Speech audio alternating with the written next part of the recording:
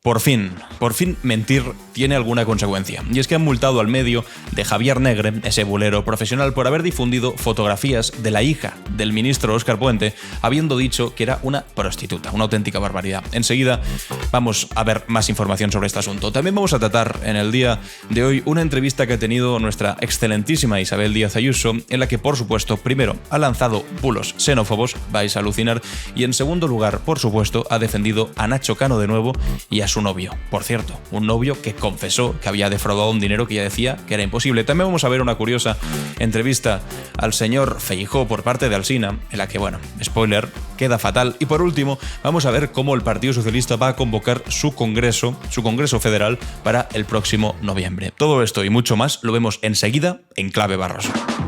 Estás escuchando Clave Barroso, un podcast de Alan Barroso. Muchas gracias a todos y a todas los que estáis por aquí. Ayer el primer capítulo tuvo una buenísima acogida, os estoy muy agradecido por ello. Me gustaría también recordar que después tenemos diferentes secciones. Tenemos la cápsula del tiempo en el que vamos a recordar lo que ocurrió un día como hoy, un día 3 de septiembre, pero hace unos cuantos años. También vamos a hacer el análisis internacional y al final tendremos la sección en la que leo vuestros comentarios y planteo la pregunta del día para que me la contestéis y os pueda responder el día siguiente. Pero sin más dilación, vamos a los asuntos que vamos a tratar el día de hoy. Óscar Puente ha compartido en su Twitter el siguiente tuit, en el que dice: el año pasado acudí al festival Mad Cool con mi hija, entonces menor de edad. Importante esto.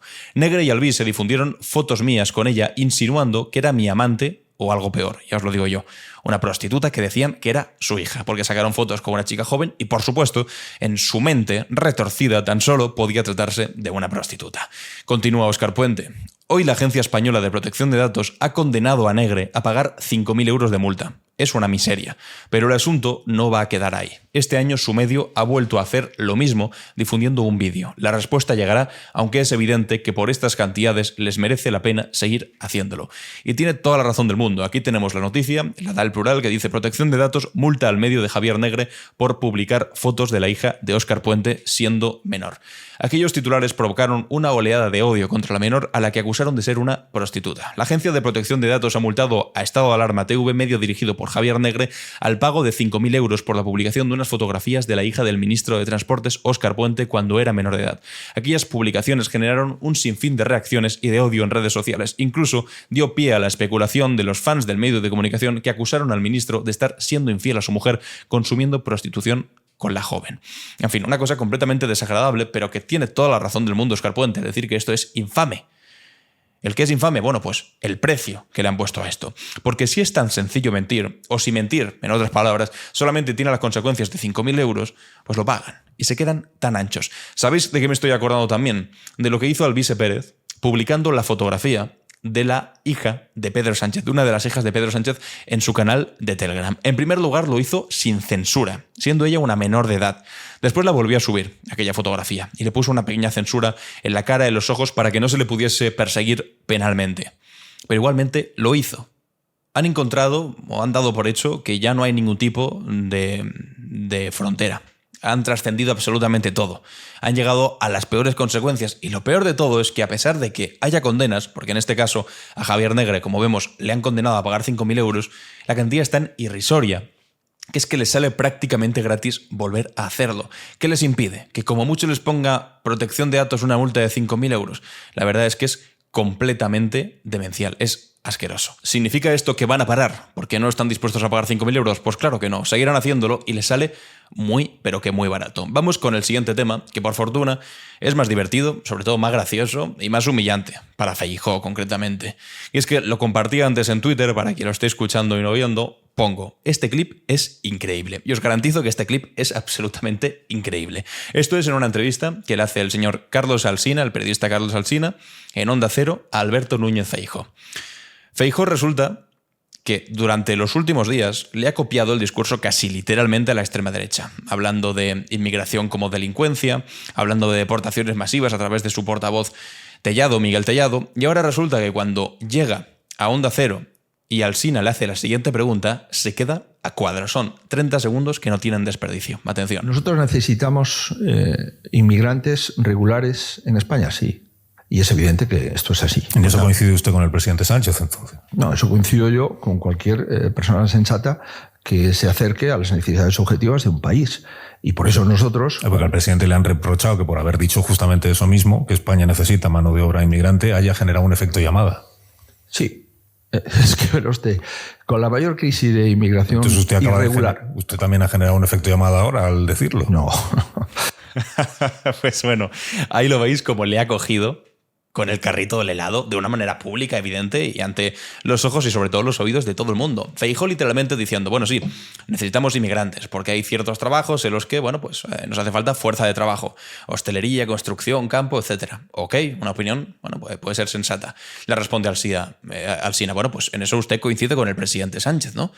Que dijo exactamente eso, necesitamos migración. Bueno, incluso también lo ha dicho el Banco de España, diciendo que necesitábamos millones de inmigrantes para conseguir, bueno, en el futuro básicamente pagar las pensiones. Es otro tema eso, sobre el Banco de España, que ahora también serán capaces de llamarlo de socialcomunista para arriba. Entonces, Feijóo dice, no coincido con Sánchez en eso, simplemente coincido con el pensamiento común que tendría cualquier persona con dos dedos de frente. Y entonces Alsina le recuerda, o bien recordado, oiga, Feijóo, pero es que ustedes le han reprochado a Sánchez que decir eso, es decir, que hacen falta inmigrantes, genera efecto llamada de inmigración ilegal. Entonces Feijóo dice, bueno, sí, y le responde Alsina, entonces usted, diciendo que hacen falta inmigrantes, también está generando efecto llamada. A lo que Feijóo responde un poco, bueno, pues ya hecho polvo. No, pero no es exactamente lo mismo. Pero qué ridículo. ¿Sabéis lo que pasa? Que cuando Sánchez anunció que iba a hacer un viaje al África Occidental para hablar y entrar en conversación con distintos países de los que procedía una parte importante de la inmigración que está llegando a costas canarias o también está llegando a Ceuta y que está saturando por ahora, porque básicamente el Partido Popular no quiere repartir a esas personas por el resto de la península donde gobiernan ellos en muchas comunidades autónomas, bueno, pues fue ahí y propuso una cosa, ojo, gran novedad, una cosa que ya se aplica con más de 7 países, unos cuantos latinoamericanos y algunos africanos, que se llama migración circular, que básicamente consiste en que inmigrantes que quieren trabajar en nuestro país puedan venir, realizar el trabajo que es necesario en nuestro país, como acaba de reconocer Feijóo, que hace falta trabajo de estos inmigrantes, y que después, cuando terminen, puedan volver a su país, gastar ese dinero en el origen para así mejorar las condiciones de vida de aquellos sitios donde muchos de ellos quieren salir corriendo porque no se puede vivir y porque básicamente antes que pasar hambre pues te echas al mar, aunque echarse al mar sea muy peligroso,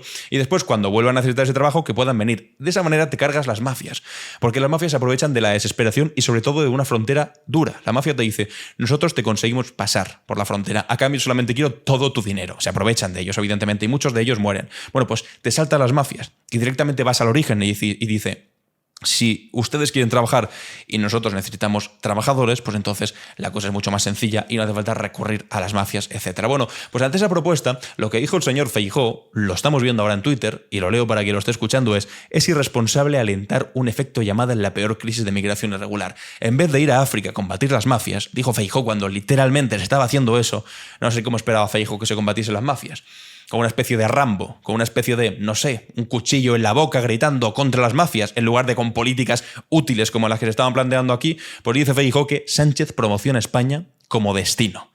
Al revés que el resto de la Unión, que venga contrato en origen y carta de cumplimiento de nuestras leyes, que es literalmente lo que estaba proponiendo Pedro Sánchez. Yo le contesté en aquel momento y le dije, eres un mentiroso, Feijóo. La propuesta de Sánchez consiste literalmente en contratar trabajadores en origen, es decir, todo lo contrario a mafias y migración irregular. Y ahora, esto complementado, porque ya lo hemos comentado en otras ocasiones, en el canal secundario seguramente me lo habéis escuchado en Alain Barroso Clips, pero es que esto, complementado con la entrevista que le ha hecho Alsina, diciéndole, pero vamos a ver, ¿usted dice que hacen falta inmigrantes? Sí. Lo mismo que dice Sánchez.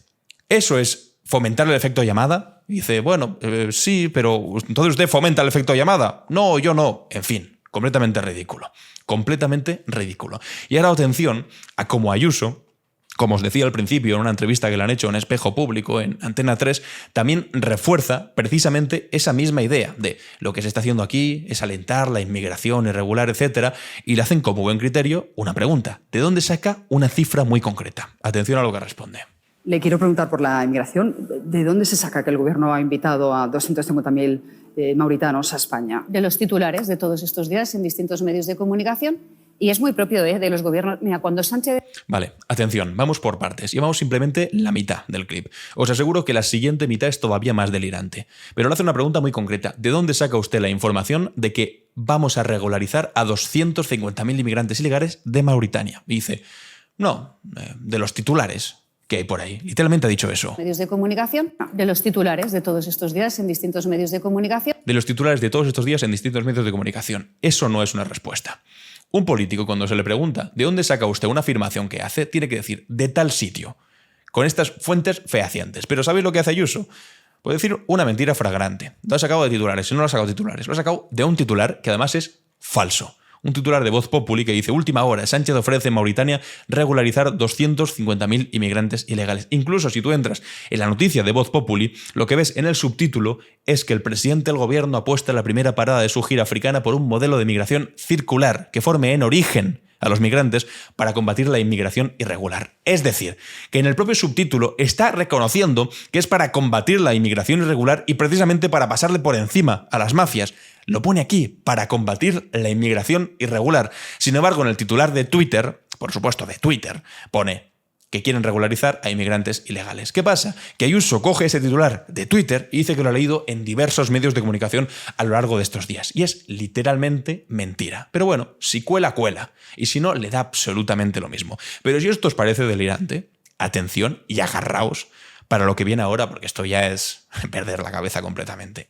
La de incoherencias que va a soltar ahora. Medios de comunicación, y es muy propio de los gobiernos. Mira, cuando Sánchez viaja, digo, a ver, esta vez, ¿a qué invita? Entonces, va a México, se sienta con la administración Biden, va a Ceuta y dice lo que quiere ir el otro. Lo ha hecho con Puigdemont. Esperaos un momento. En apenas 10 segundos ha sido capaz, primero, de decir: Sánchez cuando sale por ahí invita. ¿Invita a qué? Después dice, va a México y se reúne con la administración Biden. Pero vamos a ver, presidenta de la Comunidad de Madrid, usted, que parece que, no sé, 2 dedos de frente o más de 2 neuronas, no sé qué metáfora utilizar, pero algún problema hay ahí, para decir que va a México y se reúne con la administración Biden, que la administración Biden es de Estados Unidos. Después, al momento, es capaz de irse a Ceuta, dice no sé qué de Ceuta, y después mete a Puigdemont por en medio. Es digno de estudio este momento, ¿eh? Lo vamos a volver a poner porque es digno de estudio. Digo, a ver, esta vez, ¿a qué invita? Entonces, va a México, ¿A qué invita? se sienta con la administración Biden, va a Ceuta. Va a México, se sienta con la administración Biden, va a Ceuta y, ojo ahora, el bono Puigdemont. Y dice lo que quiere ir el otro. Lo ha hecho con Puigdemont, al que también ha engañado. Y se queda tan ancha. A todo el mundo. Tú te sientas con él y él te engaña y te miente a la cara. Te dice lo que tú quieres oír. No, pero es que lo que estamos escuchando aquí, Ayuso, ni siquiera es un engaño por tu parte, me refiero. Si nos engañases todavía tendrías, pues no sé, cierto arte a la hora del engaño. Lo que estamos escuchando, literalmente, son balbuceos, son incoherencias una detrás de la otra. Bueno, este titular que os estaba diciendo, que es el que ha utilizado la señora Ayuso para mentir en directo en una entrevista a nivel nacional, lo desmentía aquí muy bien una cuenta que se llama Luis de Velasco. Os lo leo para quien nos está escuchando. Dice así: la manipulación y la intención, decía aquí Luis de Velasco contestando a la noticia de Voz Populi que hemos leído antes, dice: la manipulación y la intención descarada de generar odio, racismo y xenofobia es terrible. La batalla contra la mentira está perdida. El titular no tiene nada que ver con la noticia. Se trata de un acuerdo de migración circular. Y explica. Es decir, se contratan a inmigrantes en el lugar de origen, se forman y trasladan para cubrir puestos de trabajo temporales y retornan al país de origen al acabar el trabajo. Es exactamente lo contrario a lo que insinúa el titular. Es lo que hacen, por ejemplo, los españoles en Francia con la vendimia, y es lo que sería ideal que sucediese en España con la recogida de fruta y verdura de temporada. Hace falta que extranjeros hagan esos trabajos porque no los quieren hacer los españoles, pero lo ideal sería que después de hacerlos regresaran a su país como hacen los españoles en la vendimia. Joder, hace falta esto y lo presentan como algo malo. Además, dice Luis de Velasco, resuelven el problema de la migración irregular porque la gente se puede quedar en su país con su familia sabiendo que en ciertos meses podrá trabajar legalmente en España sin pasar penurias ni pagar a una mafia. Y el dinero lo reinvertirá en su comunidad, reduciendo la necesidad de emigrar para huir de la miseria que tiene esa población. Es una medida en la buena dirección que ni siquiera aumenta el número de inmigrantes porque luego vuelven a su país, pero ya hay gente hablando de que Sánchez quiere nuevos votantes para el PSOE y mentiras descaradas varias. Como por ejemplo, añado yo, la que acabáis de escuchar en vivo y en directo en una entrevista en Antena 3 por parte de Isabel Díaz Ayuso. Lo he leído en un titular y se queda tan ancha. Aunque esto de la migración circular es una cosa que hasta Mariano Rajoy proponía. Si vamos al Mundo, al periódico El Mundo, ojo, tampoco estamos yendo aquí a la cuna del progresismo, podemos ver, si bajamos un poco la noticia, que esta medida de la migración circular está firmada ya con 7 países. España tiene firmado con 7 países un acuerdo de migración circular, con Marruecos, con Honduras, con Colombia, con Ecuador, con Argentina, con Uruguay y con Senegal. Es decir, que esto que ya existe con países, es decir, trabajadores que vienen y van y cubren trabajos aquí para después volver a su país, todo de forma legal, sin que tengan que depender de mafias, que es lo que lo arruina y lo pudre todo, podría ahora ampliarse a aquellos países de los que está procediendo más gente en esta situación. Y evidentemente tú, si a una persona de esos países lo que le estás proponiendo es la posibilidad de trabajar aquí legalmente, ojo, sobre todo, sin que haya empresarios sinvergüenzas que se aprovechen de ellos, porque después vienen muchos inmigrantes en situación irregular que les dicen, pues esto es lo que hay.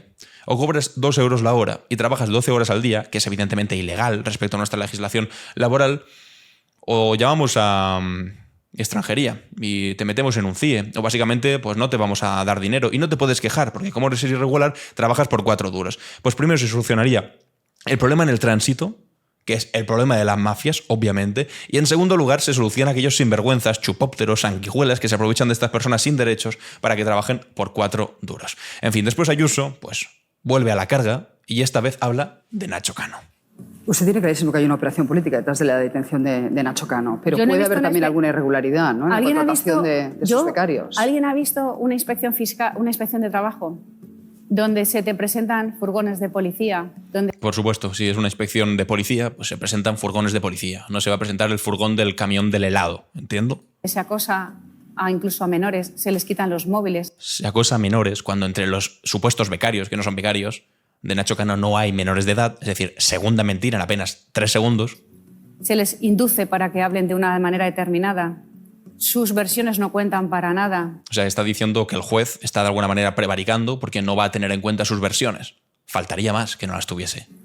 La versión que da la embajada, la versión que dan todos los testigos no cuenta, y solamente por una inspección de trabajo se monta eso. Cuando hay una inspección de trabajo en cualquier sitio se actúa de la misma manera. Yo, el día que nos conocimos y le di atención a esto. El 2 de mayo y él en público me agradeció el trabajo por la pandemia, supe que empezaría a ser perseguido, porque en España, si tú perteneces al mundo de la cultura, solo puedes ser abiertamente pro-gobierno y pro-izquierda. Es decir, vuelve a la cantinela de a Nacho Cano le persiguen por ser amigo de Ayuso, que es una tontería completamente que descalifica a la persona que la enuncia. Descalifica a Nacho Cano, por supuesto, cuando dijo aquella tontería de me persiguen por ser amigo de Ayuso, fueran a por el hermano, a por el padre, a por el novio, solamente les quedo yo, que además de un egocéntrico, es una persona que está defendiéndose mal. El otro día salió corriendo, salió huyendo del programa de Ana Rosa porque estaba la abogada de la persona que le está acusando de haber hecho las cosas irregularmente como las ha hecho y salió corriendo del programa porque jurídicamente no puede defenderse, simplemente puede defenderse con estos argumentos pobres como los que estamos escuchando ahora Isabel Díaz Ayuso.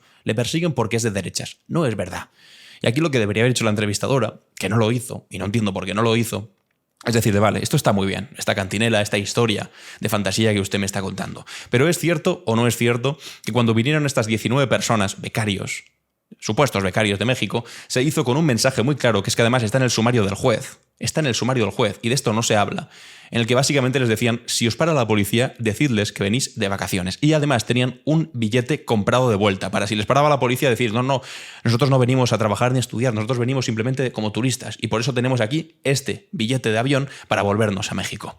Después resulta que no les dan la beca, y que aún así están de lunes a domingo, insisto, esto está primero en el atestado policial y segundo en el sumario del juicio, que básicamente tenían que trabajar de lunes a domingo, 10 horas al día, por entre 300 y 500 euros. Y de eso no le van a preguntar, y de eso no dice absolutamente nada, pero sigue con la cantinela de, no, esto lo hacen porque es de derechas, esto lo hacen porque es amigo mío, que no, que es mucho más sencillo que eso, que lo hacen porque presuntamente parece ser que un empresario, otro más, lo que pasa es que este es más famoso y por eso ha habido más revuelo, y sobre todo porque Ayuso salió a defenderle a capa y espada, como suele hacer con todos los sinvergüenzas, como por ejemplo con su novio, defraudador confeso, y básicamente lo que ha hecho ha sido aprovecharse, como otro empresario en sinvergüenza más, de migrantes en situación irregular y pagarles una miseria por un trabajo que vale muchísimo, pero que muchísimo más que eso. Después, en la misma entrevista, no os voy a someter al horror de tener que aguantar algo más, vuelve a sacar el tema de su novio y a decir que si perseguían a su novio era también porque era simplemente su novio, y a decir que simplemente era una inspección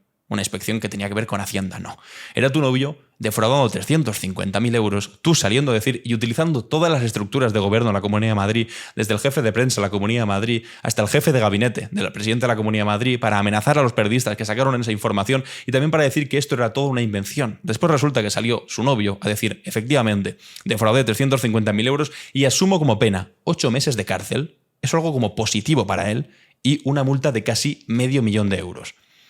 Ayuso después, claro, se quedó callado un tiempo, pero ahora ha vuelto y es capaz de defender que esto le ocurre también simplemente por ser su novio, que no tiene no tiene nada que ver con que hubiese defraudado efectivamente 350.000 euros, que también os digo. El hermano cobrando más de 200.000 euros por comisiones de mascarillas. El novio cobrando 2 millones de euros de comisiones de mascarillas, mientras gente mayor moría porque no tenía acceso a mascarillas y había sanitarios que trabajaban sin mascarillas o tapándose como podían o reutilizando la misma mascarilla durante semanas. Resulta que ese tipo estaba traficando, porque eso es como hay que decirlo, traficando, como una auténtica sanguijuela, como un piojo, con mascarillas en el peor momento de la pandemia y sacó una comisión de 2 millones de euros. No tuvo suficiente con aquello y lo que hizo entonces fue defraudar 350.000 euros. Le pillaron con las manos en la masa y todavía hoy, Ayuso, cuando él mismo ha confesado, sigue diciendo que es todo porque es amigo suyo, en el caso de Nacho Cano, y porque es novio suyo, en el caso de su novio. No se puede ser más egocéntrico. Vamos al último tema del repaso de los temas del día, y es que Sánchez, el presidente Pedro Sánchez y también líder del Partido Socialista, convocará el Congreso Federal del Partido Socialista en noviembre para activar la renovación del partido. La dirección socialista se reúne el lunes para convocar el Comité Federal el 7 de septiembre con el objetivo de culminar la elección de los liderazgos territoriales ante el próximo verano. El PSOE llegará al próximo verano con sus liderazgos territoriales renovados. Pedro Sánchez disponía hasta otoño de 2025 para renovar el 41 Congreso Federal, pero ha decidido adelantar los plazos y que la gran cumbre de los socialistas sea en noviembre, según confirmaba a El País distintas fuentes socialistas que apuntan a que la ciudad elegida será Sevilla. Ya se ha confirmado. El último congreso fue en 2021 y fue en Valencia. Y no sé si lo recordaréis, pero fue un congreso en el que se produjo una imagen muy curiosa. Una imagen de Pedro Sánchez abrazado con Felipe González. Intentaban como dar una imagen de reconciliación, ¿no? De el sector antiguo con el sector moderno, lo de antes y lo de ahora, alguna forma de un partido monolítico, que eso en el Partido Socialista se les da bastante bien, eso de dar una cierta imagen de unidad, que en otros partidos de la izquierda del Partido Socialista, hombre, les cuesta bastante más porque todas las peleas y luchas internas que tienen las airean como si eso, diese gusto, así como una constante en la historia de nuestro país, a la izquierda del Partido Socialista. Pero resulta que este año va a ser la cosa bastante diferente. ¿Por qué? Bueno, por una cosa muy básica, y es que durante estos últimos 2 años hemos escuchado todas las veces que hemos podido a Felipe González, no precisamente ayudando a Pedro Sánchez, sino poniéndole la zancadilla. Hemos escuchado también a estos mal llamados históricos, como por ejemplo Felipe González, Alfonso Guerra o Joaquín Leguina, este tipo de gente, advirtiendo durante los últimos años que el electorado socialista iba a abandonar en masa al partido. ¿Por qué? Bueno, porque decían que no entenderían los pactos con Podemos, que no entenderían los votos, que aceptasen los votos de Bildu, los votos de Esquerra, los votos de Junts, que no aceptarían algo como los indultos y posteriormente la amnistía, aunque no se había aprobado. Bueno, era una hipótesis que podía ser cierta. Sin embargo, las hipótesis se prueban. Y esa hipótesis, ¿sabéis cuándo se probó? En las elecciones del 23J. Y cuando los españoles fueron a votar a las urnas, resulta que en el 2019 el Partido Socialista había sacado 7.700.000 votos. En las últimas elecciones, las del 23J, las de Feijóo, que siempre dice que no es presidente porque no quiere, el Partido Socialista no es que cayese en votos como pronosticaban y auguraban que iba a ocurrir los sectores de Felipe González, Leguina y este tipo de gente, sino que aumentaron en 1 millón de votos. De 7.700.000 pasaron a 8.700.000. Entonces, toda esa hipótesis que guardaban y defendían a capa y espada gente como Felipe González cayó en la nada. Y a partir de entonces la frustración solamente fue en aumento. Lo más reciente que vimos fue a Felipe González en el programa del Hormiguero, junto a Pablo Motos, literalmente insultando a Zapatero, porque Zapatero sí fue uno de esos líderes que podríamos decir históricos, expresidente del gobierno, tampoco histórico, expresidente del gobierno, que por cierto sufrió bastante de las cosas que ahora se le están achacando a este gobierno también, que se le están haciendo gobierno ilegítimo, todo tipo de bulos, el 11M. Bueno, otro día hablaremos largo y tendido sobre eso, y que en las últimas campañas se las echó a la espalda. Bueno, pues en este congreso tienen 2 tareas. Primero, confirmar ese nuevo sentido del Partido Socialista, alejado de gente como Leguina, como Felipe González, como Alfonso Guerra, y al mismo tiempo entender que el Partido Socialista necesita algo de continuidad. Es decir, ¿qué habrá después de Sánchez? Porque después de aquellos 5 días que se tomó de reflexión, ahí temblaron. Hubo muchos que temblaron, porque ¿qué vendrá después de Pedro Sánchez? No tienen un sustituto claro. Tienen que plantearse muy largo y tendido y de manera contundente qué va a pasar el día que Pedro Sánchez no esté. Porque eso es lo que tienen los hiperliderazgos, que cuando falta el líder, el agujero que queda es tremendo y muy difícil de tapar. Hasta aquí el análisis de los temas del día, pero ahora empezamos con la cápsula del tiempo. ¿Qué es lo que ocurrió un día como hoy. La cápsula del tiempo, en Clave Barroso. Bienvenidos y bienvenidas a la Cápsula del Tiempo, donde desempolvamos los acontecimientos del pasado para entender nuestro presente. Hoy es 3 de septiembre y nos sumergimos en dos momentos cruciales de la historia de la humanidad que, aunque separados por más de 150 años, comparten un hilo común: la lucha por la autodeterminación y la resistencia contra la opresión. Corría el año 1783. Las 13 colonias norteamericanas acababan de sacudirse el yugo del Imperio Británico tras años de sangrienta lucha. El 3 de septiembre de ese año se firmó el Tratado de París, poniendo fin oficial a la Guerra de Independencia de los Estados Unidos. Pero, ¿qué significaba realmente esa independencia? ¿Para quién era esa libertad? La Revolución Americana fue sin duda un paso adelante en la lucha contra el colonialismo. Sin embargo, no podemos ignorar sus contradicciones, que fueron muchas, porque mientras se proclamaba la libertad, la esclavitud seguía siendo una realidad para millones de africanos y sus descendientes. Las mujeres y los nativos americanos también, por ejemplo, quedaban excluidos de los derechos que tan fervientemente se defendían solo para los hombres. Es cierto, la historia nos enseña que la libertad, si no es para todos, no es verdadera libertad. Hoy, 240 años después, Estados Unidos sigue lidiando con el legado de esas contradicciones fundamentales y fundacionales.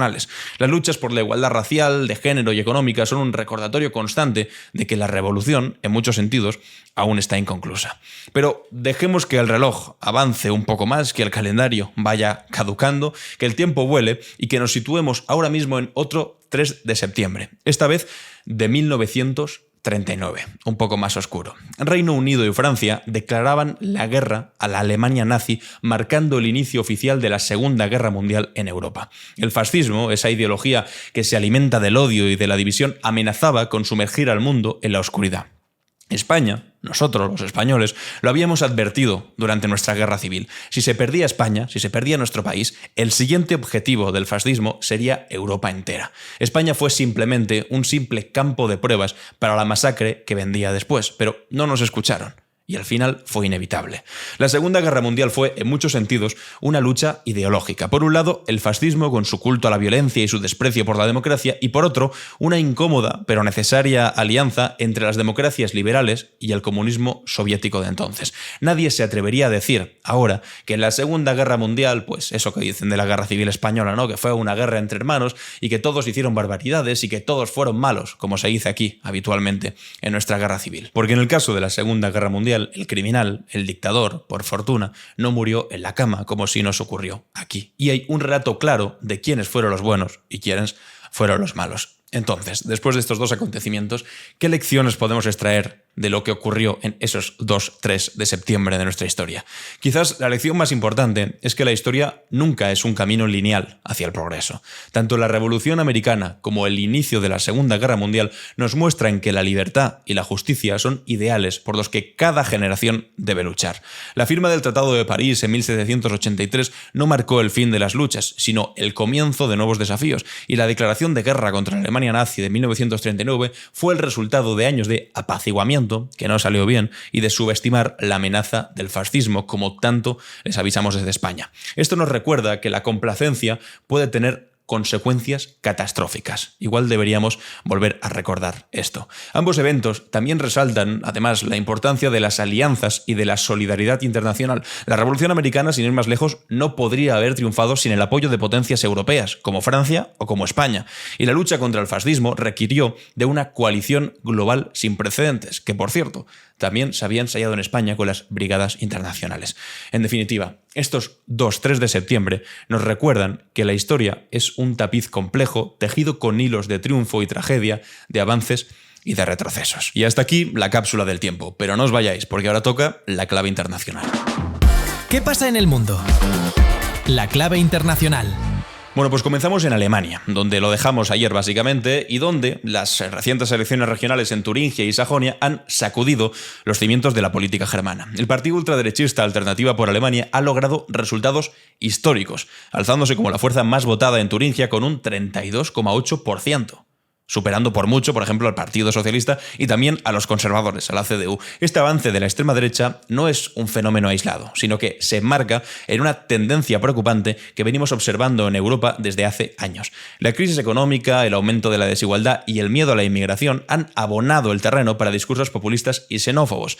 El discurso de Alternativa por Alemania se debe en gran medida a su habilidad para ofrecer, como decimos siempre, respuestas simples a problemas complejos. Y en un contexto de incertidumbre económica y cambios sociales acelerados, la extrema derecha señala a los culpables sencillos, a los inmigrantes y a esas supuestas élites políticas de la Unión Europea. Que esta estrategia, básicamente, lo sabemos de hace mucho tiempo, de hecho antes hablábamos de la Segunda Guerra Mundial y del nazismo, lo sabemos por lo menos desde entonces, que esta estrategia básicamente busca que el penúltimo eslabón de la sociedad se enfrente al último, en lugar de cuestionar a quienes realmente ostentan el poder económico y político y que podrían ser los verdaderos responsables de las situaciones precarias que viven muchas sociedades de nuestro planeta. Además, Alternativa por Alemania ha sabido capitalizar el descontento de las regiones del este de Alemania, que aún arrastran desigualdades económicas respecto al oeste tras décadas después de la reunificación. El partido ha logrado presentarse como la voz de los olvidados por el sistema, a pesar de que sus políticas económicas beneficiarían principalmente a los más ricos, pero es lo de siempre,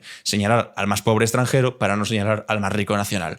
Lo más alarmante de todo es que Alternativa por Alemania está liderada en Turingia por Björn Höcke, un político que no duda en utilizar lemas y retórica que recuerdan peligrosamente a la época nazi. Es crucial recordar que fue precisamente en Turingia donde los nazis entraron por primera vez en un gobierno regional en 1930, es decir, 3 años antes de que Hitler llegara al poder. La verdad que esto es curioso y aterra a partes iguales. Pasemos ahora a Israel, que también hay tema para rato, donde la indignación ciudadana está alcanzando cotas sin precedentes. La muerte de 6 rehenes en Gaza, cuyos cuerpos fueron recuperados ayer por el ejército israelí, ha sido la gota que ha colmado el vaso de la paciencia de muchos israelíes. La principal central sindical del país, que se llama Histadrut, ha convocado una huelga general para presionar al gobierno de Netanyahu a que alcance ya, de una vez por todas, un acuerdo con Hamás que permita la liberación de los rehenes que aún permanecen en Gaza. Es significativo que sea el movimiento obrero, es decir, este sindicato, quien lidere esta protesta, evidenciando que la preocupación por los rehenes trasciende las divisiones políticas habituales. Las familias de los secuestrados, además, acusan al gobierno de Netanyahu, a Netanyahu mismo, de anteponer sus intereses políticos, que es verdad que ahora les interesa más que continúe la guerra y que haya cuanto más tensión y, sobre todo, más barbaridades cometidas en Gaza y contra los palestinos, antes que a la vida de los rehenes de estos familiares que también son israelíes. El líder de la oposición, Yair Lapid, ha sido contundente al afirmar que en lugar de pactar, hacen política. En lugar de salvar vidas, entierran a secuestrados. Esta crisis interna en Israel coincide además con una decisión significativa, aunque no suficiente, pero significativa, del Reino Unido. El gobierno británico ha anunciado la suspensión de 30 licencias de exportación de armamento a Israel, citando preocupaciones sobre posibles violaciones de derecho internacional humanitario en Gaza, que también les digo, les ha costado lo suyo, y al mismo tiempo que Estados Unidos hace apenas un mes aprobaba una venta de armamento por 20.000 millones de dólares. Bueno, mejor es esto que nada, porque esta medida, aunque limitada en su alcance práctico, tiene un importante valor simbólico al ser el primer, eso es verdad, gran aliado occidental de Israel en tomar una decisión de este tipo. La decisión británica contrasta con la postura, como os decía, de otros aliados de Israel como Estados Unidos o como Alemania, que siguen siendo los principales proveedores de armamento a Israel. Este debate sobre venta de armas a Israel pone de manifiesto las tensiones éticas y diplomáticas que rodean el conflicto en Gaza, por no llamarlo masacre sistemática de un pueblo. La huelga general en Israel, que ha paralizado sectores clave como el transporte aéreo o la banca, representa un desafío sin precedentes para Netanyahu, esta vez desde dentro. El primer ministro israelí, que lleva en el poder de forma casi ininterrumpida desde el 2009, se enfrenta a la mayor crisis de su carrera política, presionado tanto internamente como por la creciente preocupación internacional sobre la situación en Gaza. Pero hasta que Estados Unidos no se posicione claramente, las cosas van a seguir siendo muy crudas para el pueblo palestino, que son los que verdaderamente están sufriendo toda esta situación. Hasta aquí la clave internacional de hoy y continuamos con las preguntas y las respuestas. Vamos allá. ¿Y tú? ¿Qué opinas? En Clave Barroso. Y ya estamos llegando al final de este capítulo en el que vamos a responder la pregunta que os lanzaba el día de ayer, y es: ¿qué pensáis que va a pasar con el Partido Popular asumiendo todos los postulados ideológicos de la extrema derecha en materia de migración, en materia de ocupación, en materia de memoria histórica, incluso de lo LGTBI? Si eso va a beneficiar al Partido Popular porque le va a quitar votos al partido de extrema derecha de Abascal, o va a ser al revés, que el partido de extrema derecha, porque son los que más saben hacer ese discurso duro, va a ser los que van a acabar fagocitando a los votantes del Partido Popular radicalizados, que es un poco lo que le ha pasado a Vox con Alvise. Alvise los radicalizó cuando estaban en Vox y ahora los de Vox pues se van poco a poco a los de Alvise. Vamos a leer algunos de los comentarios que me habéis dejado tanto en YouTube como en Spotify, que son bastante interesantes.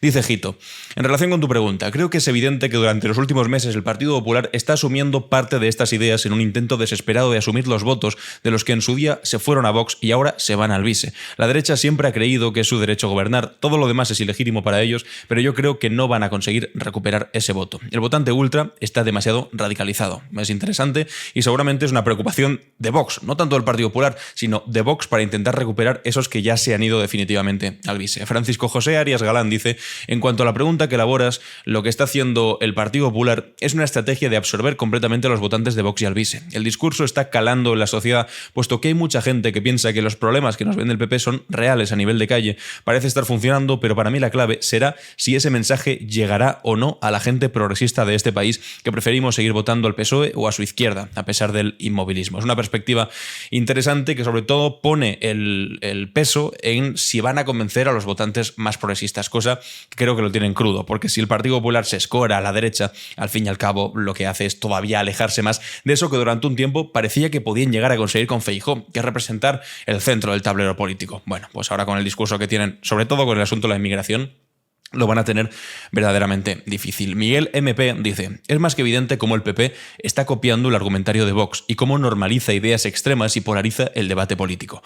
No es solo hipócrita, sino también indignante. Aunque el Partido Popular podría quitarle algún voto a Vox, probablemente pasará como con Alemania, que aumente los votos de Vox. Es una actitud bastante contraproducente y arriesgada. Mucha suerte, es una idea fantástica. Bueno, gracias por el apoyo. Muy interesante lo que dice Miguel también. Aquí, otro Miguel Bermejo Rey, dice, en respuesta a tu pregunta, esto es como en el colegio. Cuidado esta perspectiva. Cuando los chavales que supuestamente son tus amigos imitaban y se iban con el grupito del matón de la clase para que a ellos no les pegaran. Sin embargo, este tipo de estrategias siempre tienen el mismo resultado. Es decir, que acaban convirtiéndose en los últimos monos. Tiene toda la razón. Aquí Marta dice, muchas gracias por tu podcast. En cuanto a la pregunta que has lanzado, tengo mi opinión. El Partido Popular acogió en su seno a todo tipo de tendencias, desde las más moderadas hasta las más extremas. Solo hay que ver que Abascal y Alvise salen de la tendencia más de extrema derecha está ahora ganando. Los moderados ya no tienen poder. Por mucho que esté Borja Semper ahí al frente, estoy contigo. De moderados quedan pocos dentro del Partido Popular y es verdad que en su momento dentro del Partido Popular cabían todas las tendencias, de los que eran más de centro hasta los que eran más extremos, que al final se acabaron independizando de Vox, que a su vez se acabaron independizando y convirtiéndose en los votantes de Alvise. Aquí Manuel Ángel Pérez Jerez dice, con respecto a la pregunta, el Partido Popular se ha quitado la careta y sus cachorros, y ellos dicen lo mismo sin pudor. Y finalmente he visto este mensaje de Teresa Rodríguez Fernández, que me ha parecido bonito, no es una opinión sobre el Partido Popular, pero quería leerlo para cerrar esta sección, que dice, hola Lan, somos dos personas, abuela y nieto, que siempre te seguimos y te vemos diariamente. Eres una persona excelente y nos gusta mucho lo que haces. Un abrazo enorme. Y aquí, pues bueno, lo tenía que poner porque me ha hecho mucha ilusión. Una abuela y un nieto viendo juntos los vídeos que subo a internet. Un besazo desde aquí. Muchas gracias por seguirme y os planteo la siguiente pregunta, que tiene que ver con el principio del vídeo. Recordemos cómo al principio hablábamos de esa multa que le han puesto al medio de comunicación de Javier Negre por haber difundido una fotografía de la hija del ministro Óscar Puente. 5.000 euros. ¿Creéis que 5.000 euros, a cambio de haber subido esa foto, de todos los comentarios que después se generaron diciendo que si su hija, que en aquel momento era menor de edad, una auténtica barbaridad, era una prostituta, es suficiente multa? 5.000 euros. ¿De verdad creéis que eso de alguna manera puede evitar que eso vuelva a ocurrir? O por ejemplo, como os decía antes, lo de la hija de Pedro Sánchez, que también lo compartió Alvise, y ahí no ha habido consecuencias por el momento. Y la siguiente pregunta, todavía más importante, ¿qué se podría hacer para que de verdad sí fuese disuasorio?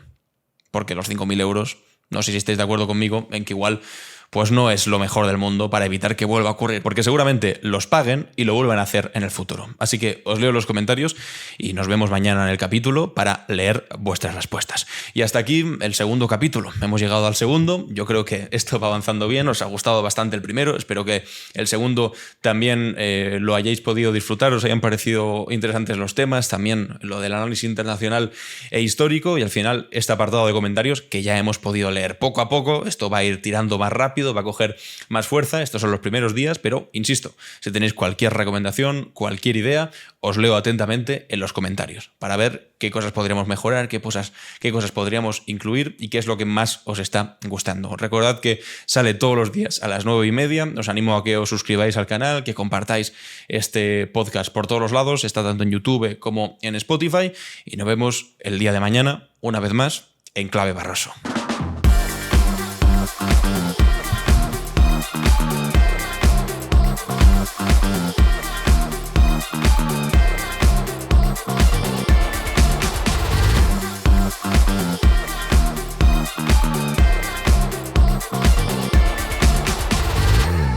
En Clave Barroso.